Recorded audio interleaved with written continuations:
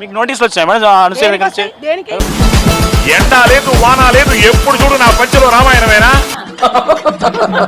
Debate లో ఆమెను కించపరిచే వ్యాఖ్యలు చేశారని ఒకరిద్దరు మహిళల మన దేనికి నోటీసు రెడీగా ఉన్నావు? నోటీస్ ఇస్తే భయపడనికి నేను అదా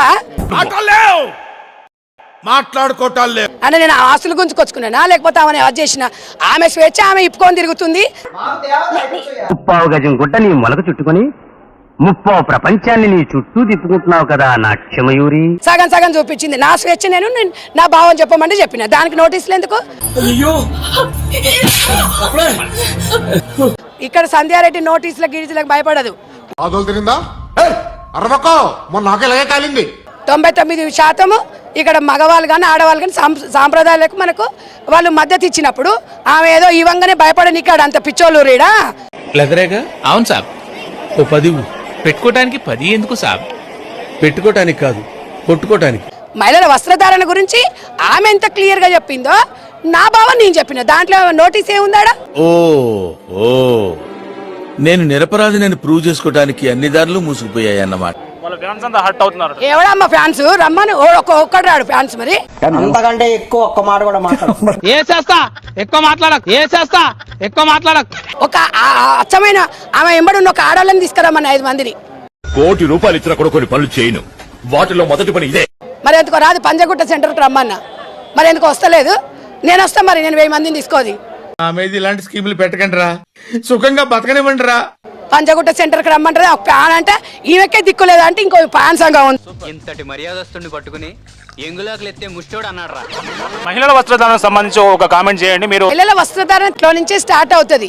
నన్ను ఒక సమస్య గురించి ఒక మదర్ ఫౌండేషన్ వ్యవస్థాపకురాలుగా అనుభవం ఏంటి, దీనిపైన మీ వ్యాఖ్యలు ఏంటి అంటే చెప్పాను అంతే. నాకు షాల్వా కప్పాల్సింది పోయి నన్ను పొగడాల్సింది పోయి ఏంది మాటలు?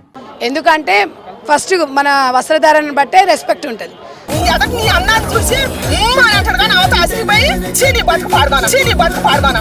సో రెస్పెక్ట్ ఉన్న దగ్గరనే మనకి ఎక్కడైనా కూడా అవకాశాలు ఉంటాయి. తెలుగు రాష్ట్రాలు కాదు, ప్రపంచ వ్యాప్తంగా నాకైతే యూరోప్ నుంచి కాల్స్ వస్తున్నాయి, కెనడా నుంచి వస్తున్నాయి, న్యూయార్క్ నుంచి వస్తున్నాయి, సౌదీ నుంచి వస్తున్నాయి. ఏంటాది గారు ఎంత పని జరిగింది? మహా దుర్మార్గులు అందరూ కలిసి మిమ్మల్ని ఈ స్థితికి తీసుకొచ్చి వదిలేశారు. మన కట్టుబాట్ల గురించి కూడా మైనార్టీ సోదరులు కూడా మన గురించి చర్చించుకుంటున్నారంటే మన వస్త్రధారణ గురించి ఎవడో 10 మంది మాట్లాడాల్సిన స్థాయికి మనం దిగజారొద్దు. మహిళా స్వేచ్ఛను హరిస్తా ఉంటే ఒక మహిళగా సంధ్యారెడ్డి ఇట్లా మహిళ గురించి మాట్లాడుతున్నారని కొంత ఏమయ్యా, సంధ్యారెడ్డి మాట్లాడుతుంటే ఇది యావత్ ప్రపంచం వాయిస్ సంధ్యక్క చెప్పింది అంతే. నువ్వు నన్ను ఒక రాజకీయ నాయకురాలు కాకుండా వాళ్ళ ఇంట్లో బిడ్డలాగా ఓన్ చేసుకున్నారు. నాకు ఇక్కడ బీజేపీ నుంచి కానీ, ఇక్కడ బీఆర్ఎస్ నుంచి కానీ, టీడీపీ నుంచి కానీ, ఆంధ్ర నుంచి కానీ అందరు కాల్స్ చేస్తున్నారు. అంటే ఒక ఆడబిడ్డగా తెలుగు ప్రజలకు ఒక మంచి మెసేజ్ ఇచ్చినవన్నారు. నేను మరీ అంత ఎదవలా కనపడుతున్నారా? ఓ మాదిరిగా కూడా కనపడలేదా? చేసేది కూడా మదర్ ఫౌండేషన్ నుంచి వస్త్రధారణ గురించి ఎప్పుడు కూడా జాగ్రత్తగా ఉండాలని చెప్తా.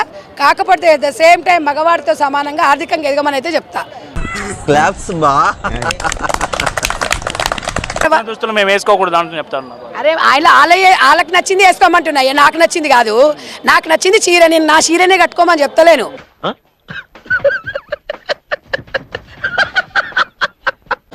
ఎవరికి ఏది నచ్చింది అది నప్పిన డ్రెస్ వేసుకోమంటున్నాను. మీరు ఆ నచ్చిన డ్రెస్సులు అవి సగం సగం బట్టలు వేసుకొని ఇట్లా ముందల వెనక పట్టుకునే బదులు ఇట్లా ముందల వెనక పట్టుకునే బదులు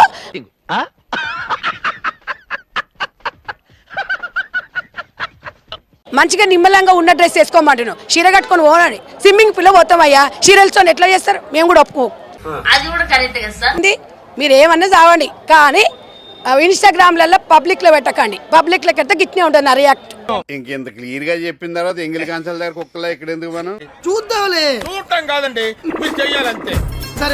మీరు ట్రై చేస్తారన్నారంటే అది ఓకే అయిపోయిన